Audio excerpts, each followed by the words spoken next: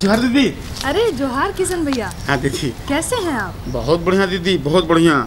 और आप अकेले अकेले कन्हैया भैया कहाँ हैं? अरे दीदी का बताइए ओकर का हालचाल। अरे तो मैंने भेटा लो हमके, पता नहीं कहाँ रह गए। तो चलिए अपने किसान भाई बहनों का पहले स्वागत तो हाँ, कर लें। हाँ। जोहार। कृषि दर्शन के इस अंक में आप सभी किसान भाई बहनों का स्वागत है। तो आओ सबसे पहले हमने देखा कृषि समाचार।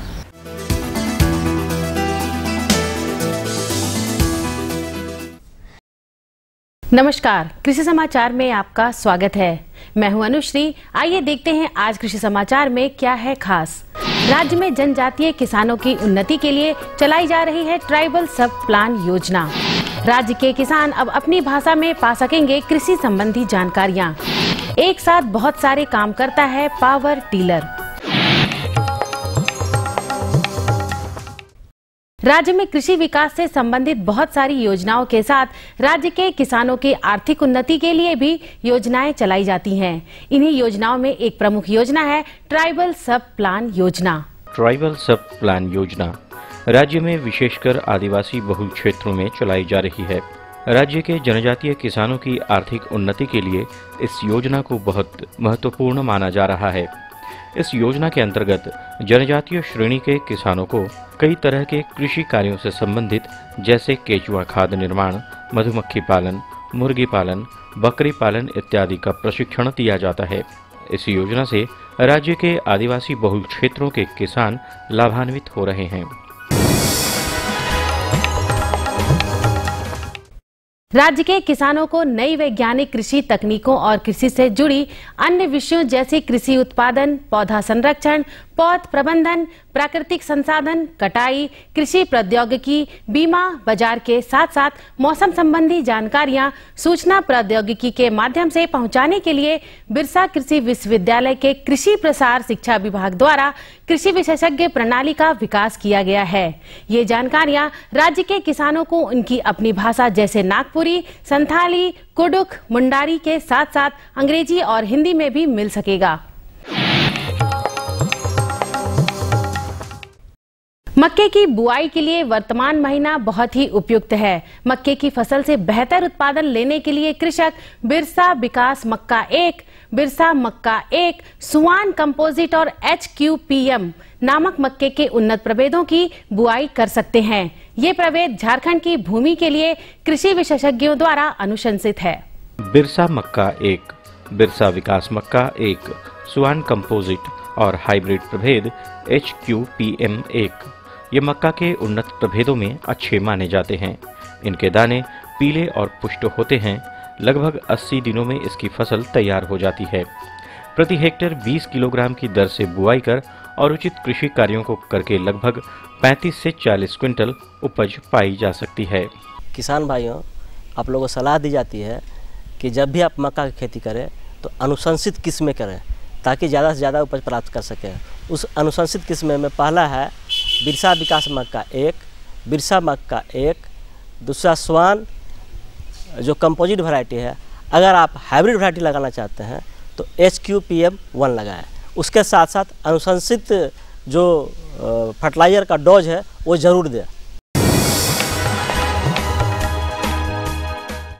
किसान भाइयों, मौसम के बदलाव के साथ जिस प्रकार हम अपने आहार विहार में बदलाव लाते हैं, ठीक उसी प्रकार हमें अपने पशुओं के खान पान में भी बदलाव लाने की आवश्यकता होती है ताकि मौसम के दुष्प्रभाव से बचे रहें। आइए जानते हैं गर्मी के मौसम में मुर्गियों को क्या आहार दें ताकि उनका स्वास्थ्य ठीक रहे।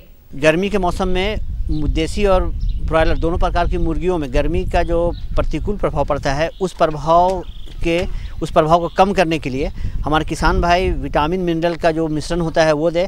और साथ ही साथ चूँकि अगर खाने में कुछ मुर्गियां कम खा रही हों तो उसे लीवर टॉनिक जो है या एम्बीप्लेक्स के नाम से एक टॉनिक आता है या लीवर टॉनिक विभिन्न नामों से आता है, वो उसके पीने के लिए अवश्य दे। इससे क्या है कि जो प्रतिकूल प्रभाव जो गर्मी का पड़ रहा है उससे हमारी जो भी मुर्गियां हैं उनके बढ़ोतरी पे किसी प्रकार प्रतिकूल प्रभाव नहीं पड़ेगा।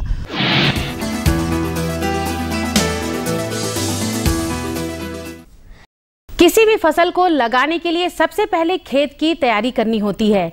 इस कार्य को आसानी से करने के लिए किसान पावर टिलर नामक उपकरण की सहायता ले सकते हैं। खेत की तैयारी में होने वाले बहुत सारे कामों को ये उपकरण तुरंत निपटा देता है। यह है पावर टिलर। खेत में ये उपकरण किसानों की बहुत तरीके से मददगार साबित होता है। इस उपकरण द्वारा खेत की जुताई, ढुलाई, ढेला फोड़ना जैसे कामों को आसानी से किया जा सकता है। पावर टिलर की मदद से एक दिन में लगभग 6 एकड़ भूमि को बुआई के लिए तैयार किया जा सकता है।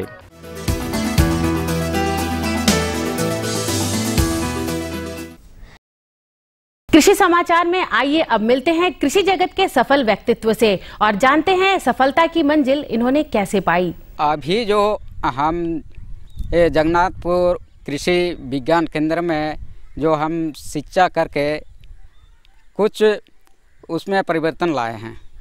श्री पद्धति के आधार पर जो कृषि होती है वह अभी हम उसका तिगुना फसल पा रहे हैं। कृषि से ही खेती बढ़ के बैगन रोपते हैं, आलू, टमाटर वगैरह रोप के बाज़ार में बेच करके पैसा कुछ इनकम करते हैं, उसी से बच्चों को पढ़ाई करते हैं। यही मेरा जीवन यापन चल रही है। और अब एक नजर राज्य के कुछ प्रमुख शहरों के मौसम के मिजाज पर। आज राज्य के कुछ प्रमुख शहरों के तापमान इस प्रकार दर्ज किए गए। रांची अधिकतम 40 डिग्री सेल्सियस और न्यूनतम 26 डिग्री सेल्सियस। देवघर अधिकतम 40 डिग्री सेल्सियस और न्यूनतम 25 डिग्री सेल्सियस। गोड्डा अधिकतम 38 डिग्री सेल्सियस और न्यूनतम 25 डिग्री सेल्सियस।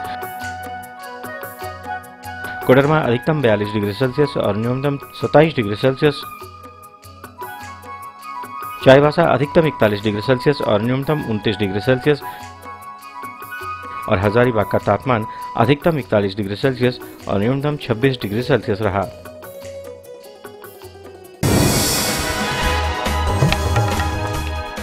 और अब मंडी भाव में आइए नजर डालते हैं अनाजों के भाव पर। राज्य की खाद्यान्न मंडियों में पिछले कुछ समय से चली आ रही तेजी में फिलहाल कमी की संभावना नहीं बन रही है। मूल्यविदों के अनुसार तिलहनी और दलहनी अनाजों के भावों में बढ़ोतरी संभव है। उधर सब्जी मंडियों में भावों को लेकर स्थिरता बनी हुई है।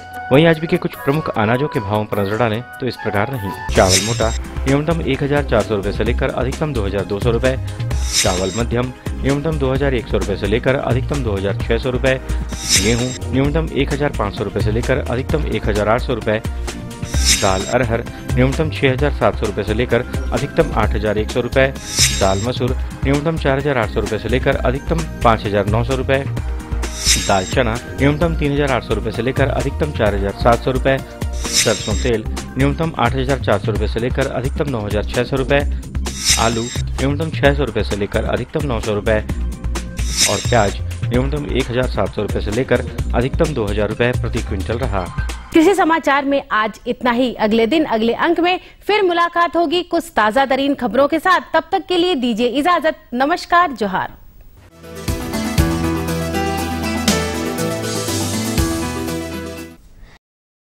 कृषि समाचार के अंतर्गत आपने देखा मंडी भाव और जाना मौसम का हाल। और जान ली नवा तकनीक उपकरण के बारे में। जानकारियाँ और भी हैं, लेकिन समय हो चला है एक अल्प विराम का। और रौरे मन देखो ही संदेश। ये लो और बताओ। बस। अरे ये क्या भैया जी, बस इतनी सी रासायनिक खाद? किसानी छोड़ रहे हो क्या? किसानी नहीं, नादानी छोड़ रहे हैं। मिट्टी की जांच कराई है। अब तो लालाजी जितनी जरूरत है उतने ही उर्वरक खेत में डालेंगे। हाँ, किसान भाई आज ही अपने जिले की नजदीकी भूमि परीक्षण प्रयोगशाला में मिट्टी की जांच जरूर करवाएं और मिट्टी में पोषक तत्व, नमी व पौधे के विकास को देखते हुए केवल जरूरत के अनुसार ही पोषक तत्व डालें। और हाँ, मिट्टी में गंधक, जस्ता, बोरोन जैसे सूक्ष्म पोषक तत्वों का पता लगाना भी न भूलें।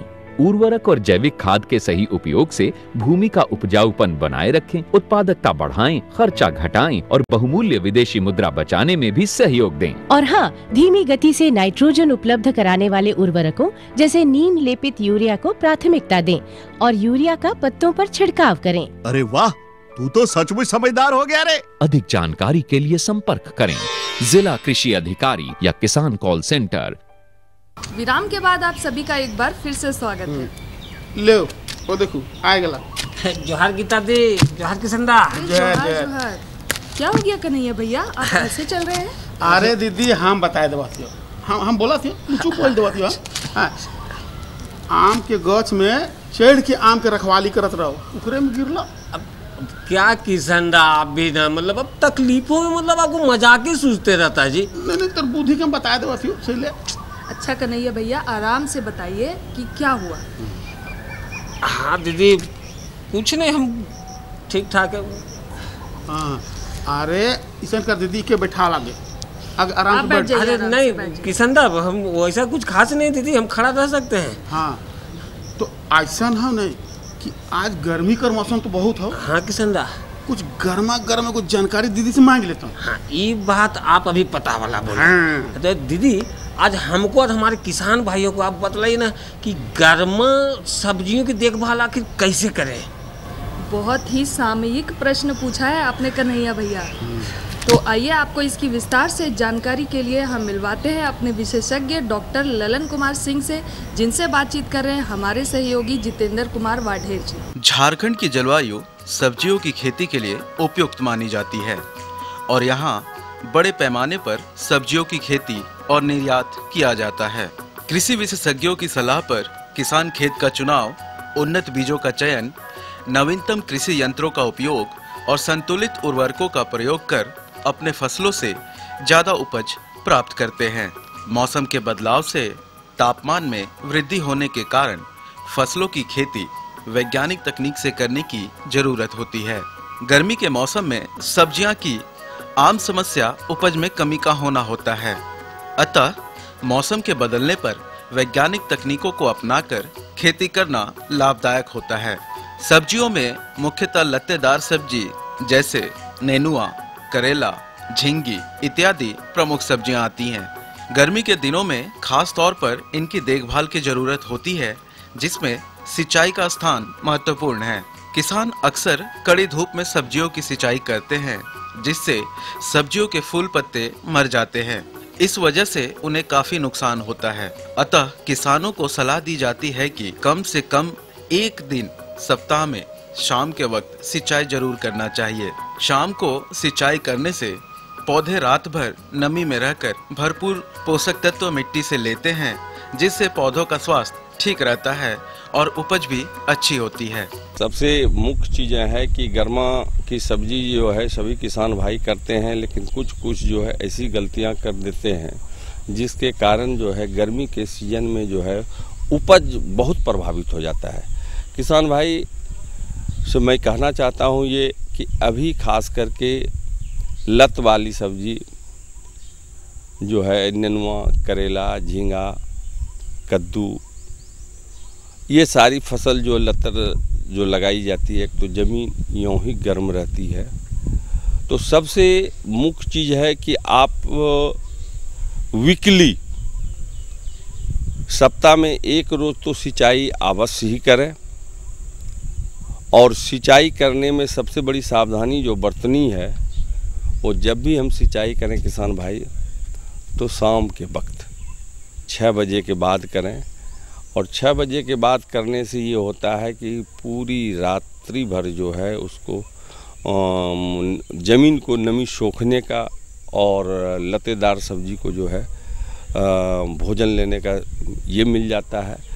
अगर लेकिन किसान भाई अक्सर गलती क्या करते हैं कि वो दिन में सिंचाई कर देते हैं। दिन में सिंचाई करने के बाद जब गर्म ज़मीन रहता है उस समय जो है अगर हम सिंचाई करते हैं तो वो रिएक्शन होता है और पौधे जो है मर भी जाता है। खास करके जितने भी उसमें फूल या बतिया लगा हुआ है वो सारे झड़ने लगते हैं। सब्जियों में अक्सर सामयिक देखभाल न करने की स्थिति में बहुत सारे रोग व्याधियां लग जाते हैं, जिसका समय पर रोकथाम न किया जाए तो पूरे सब्जियों में इसका प्रकोप हो जाता है। आमतौर पर लाल कीड़ों का प्रकोप पत्तों, फूलों और फलों को बर्बाद करता है। इन कीटों के प्रकोप से बचने के लिए किसानों को रासायनिक कीटनाशक रोगर का 5 लीटर पानी में 1 ढक्कन या डाइथेन M45 का 2 ml 15 लीटर पानी में घोल बनाकर सब्जियों पर छिड़काव करने से लाल कीटों के प्रकोप से अपने सब्जियों को हम बचा लेते हैं। अभी जो है रेड बग लाल कीड़ा जो है बहुत ज़्यादा लगता है और इस कीड़े के लगने से ये होता है कि वो पत्ते को जो है छेद कर देता है, फूल को प्रभावित करता है, फल को प्रभावित करता है। तो ऐसी स्थिति में जो है रोगर का डाइथेनियम 45 का जो है हम प्रयोग करते हैं। 15 लीटर पानी में 2 ml डाइथेनियम 45 का जो है मिक्स करके शाम के वक्त में जो है फसल पर छिड़काव करें। और रोगर भी जो है 5 लीटर पानी में 1 ढक्कन रोगर डाल के जो है आप प्रयोग करने से इस कीड़े को जो है आप सही ढंग से देख रेख कर सकते हैं और फसल जो है बढ़िया ढंग से रह सकते हैं। इसके अलावा टमाटर जो कि सालों भर खेती की जा सकती है, उसके लिए भी समय समय पर खेत की निकाई गुड़ाई, गोबर खाद की ज्यादा से ज्यादा मात्रा में प्रयोग तथा मिट्टी की उर्वरा शक्ति बनाए रखने के लिए फसल चक्र का प्रयोग करना बेहद आवश्यक होता है। कृषि विशेषज्ञों की सलाह पर सब्जियों में संतुलित मात्रा में उर्वरकों का प्रयोग करना चाहिए, जिसमें यूरिया, DAP का स्थान प्रमुख है।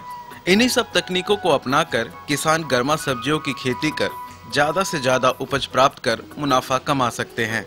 पहले से टमाटर लगी हुई है और उसको जो है किसान अगर सही ढंग से ये करें, चूँकि उसकी फलत सीजन उसके लिए ऑफ हो रहा है, अगर उसकी भी सिंचाई और उसमें भी जो है अगर हम सही ढंग से उर्वरक दे के सिंचाई करते रहें तो उससे भी हम भरपूर जो है फसल लेके जो है अपनी आमदनी को इजाफा कर सकते हैं। साथ ही साथ हम इस तरह से उस खेती को करें कि आने वाले बरसात के सीज़न में जब ये हम फसल ले लेते हैं, उस खेत की निकाई गुड़ाई, खरपतवार का नियंत्रण, ये सारी चीज़ें करते रहें और ऑर्गेनिक गोबर का जो है खाद हम बीच बीच में उसमें प्रयोग करते रहें, जिससे कि उसकी उर्वरा शक्ति बनी रहे। और ये फसल समाप्त होते बरसात की सब्जी जो है हम अर्लियर उसमें लेके जो है आगे की भी फसल जो है भरपूर ले सकें। अन्यथा हमको ये ध्यान रखना है कि ये फसल के बाद हम कौन ऐसी चीज़ को डालें जो कि हमको भरपूर आमदनी मिल सके। गर्मी के सीज़न में उर्वरक जो है प्रति एकड़ जिसमें फसल लगा हुआ है और जो है केमिकल फर्टिलाइज़र हम जो है डोज यूरिया, DAP, ये प्रति कट्ठा जो है 2 kg यूरिया 1 kg DAP का प्रयोग करते ही हैं। साथ ही साथ पर एकड़ जो है आगे ज़मीन को बढ़ावा के लिए जो है आगे ज़मीन की उर्वरा शक्ति बने रहे, तो पर एकड़ जो है 1 ट्रैक्टर जो है हम इसमें गोबर की खाद डालें। अब बताइए कन्हैया भैया, कैसी लगी ये जानकारी? दीदी जानकारी तो बहुत बेस। अरे तब तक आप देखिए ये संदेश। धनु? हाँ भाई मनु। ये बिरसत हमेशा मोबाइल में लगा रहता है। बताओ कितना कम चोरी करता है, फिर भी इसकी फसल लहलहा रही है, ऐसा क्यों? जरूर दाल में कुछ काला है। हाँ भाई धनु, काला तो है। अरे भाई, दाल में कुछ काला नहीं है। हम तो किसान कॉल सेंटर में बतिया रहे थे। किसान कॉल सेंटर? हाँ, किसान कॉल सेंटर। सरकार ने किसानों की मदद के लिए ये किसान कॉल सेंटर बनाए हैं। कृषि से संबंधित कोई भी जानकारी लेनी हो तो 1800-180-1551 पर फोन कर सकते हो। अब फोन का पैसा नहीं लगता है? अरे नहीं, ये बिल्कुल मुफ्त है। तुम सुबह 6 बजे से रात के 10 बजे तक कभी भी कॉल कर सकते हैं, और वो भी साल के 365 दिन।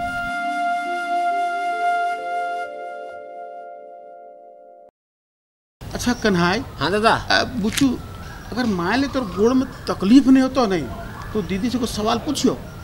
अरे किसी ने क्या मतलब आपको जो पूछना है पूछिए ना महाराज। आप मेरे टूटल का पैरों के पीछे काहे पड़ल हैं? अरे नहीं याद करा देवा थी भाई, तकलीफ हो का हो तो है नहीं। अच्छा दीदी, ऐसा है कि आज तक हम देखो ऐसा है कि ओल के खेती नहीं करी थी, ऊपर हमको जानकारियों कोनो न है, तो हम इस जानकारी चाहती कि ओल कर कौन कौन किस्म होवेला और ओल के हम केते दूर लगा, उकर में उर्वरक कौन कौन डाला जो बढ़िया फायदा होवे दीदी, है नहीं? उकर बारे में जानकारी तनी विस्तार से दियो नहीं हमके। पूरी जानकारी आपको चाहिए ओल की खेती के बारे में? हाँ दीदी। तो ओल की खेती के बारे में और जानकारी के लिए हम चलते हैं अपने विशेषज्ञ डॉक्टर अनिल कुमार राय के पास, जिनसे बातचीत कर रहे हैं हमारे सहयोगी संजय कुमार सिंह। किसान भाइयों नमस्कार, कृषि दर्शन कार्यक्रम में आपका बहुत बहुत स्वागत है। किसान भाइयों, कृषि दर्शन की टीम आज कृषि विज्ञान केंद्र सुजानी देवघर में है और आज हमारे साथ बातचीत करने के लिए हैं यहीं के एक वैज्ञानिक श्री अनिल कुमार राय जी। ये हमें जानकारी देंगे कि ओल की वैज्ञानिक खेती कैसे करें। आइए सबसे पहले इनका स्वागत करते हैं। राय जी, आपका हमारे कार्यक्रम में बहुत बहुत स्वागत है। जोहार। हमने विषय चुना है ओल की वैज्ञानिक खेती कैसे करें। तो सबसे पहले हमारे किसान भाइयों को ये बताएं कि ओल की खेती के लिए सही समय कौन सा है। किसान भाइयों, ओल का खेती का समय एकदम पिक पॉइंट चल रहा है, इसी समय करना चाहिए। किसान को अभी एक गड्ढा खोद देना चाहिए।